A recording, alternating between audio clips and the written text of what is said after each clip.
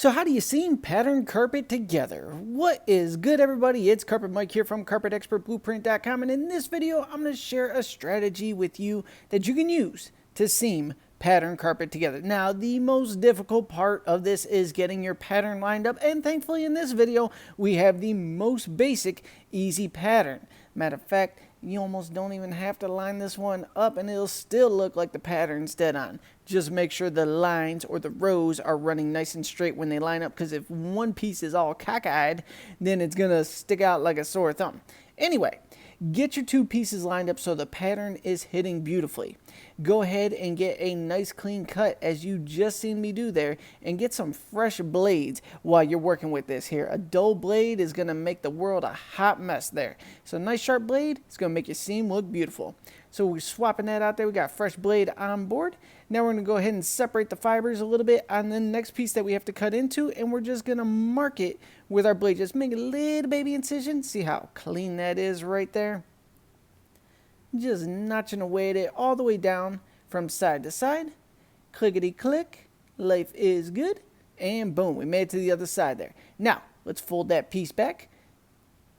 We want to find all the little slits we just made, and we want to play connect the dots. If you're new to this, do not do how I am doing this.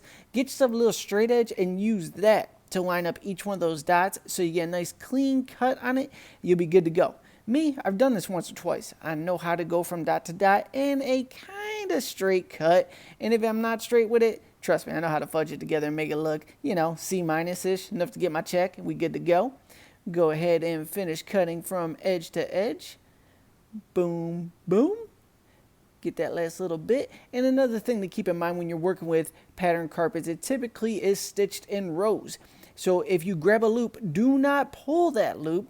Make sure you get another sharp blade and cut it off immediately. Because if you pull on it, it's going to run and it's just going to be a disaster on your hands. You do not want that. Everybody's all, Berber carpet's amazing. It lasts forever. Yeah, until you drag something across it, or your dog grabs a loop or something, the vacuum grabs it and the loop starts running, then it's a hot mess. But aside from that, yeah, it's great. So, got the iron set in there. We're good to go. We're going to go ahead and let that heat up for a good 8 to 10 seconds there. Slowly slide this forward. Get that glue to melt nice and proper like there. Once it's an iron's length forward, we want to put the first part of that together. And a little trick you could do is just get a little bit of that seam glue from the tape on the edge of the carpet.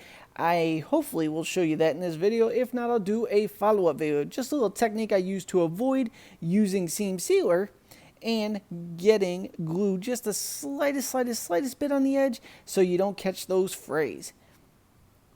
And it looks like I'm not even going to show you on this. We're just blending and going here. I'm going to go ahead and tap that together, blend it in. Oh man, that looks phenomenal right there. What seam? Oh, that one you could trip on in the doorway? Yeah, I see that one too. That's okay. The customer loves it. Back that iron out. Boom, boom. Put that last little bit together. Make sure everything's lining up beautifully. Blend it in. Tuck each side in so it doesn't come apart.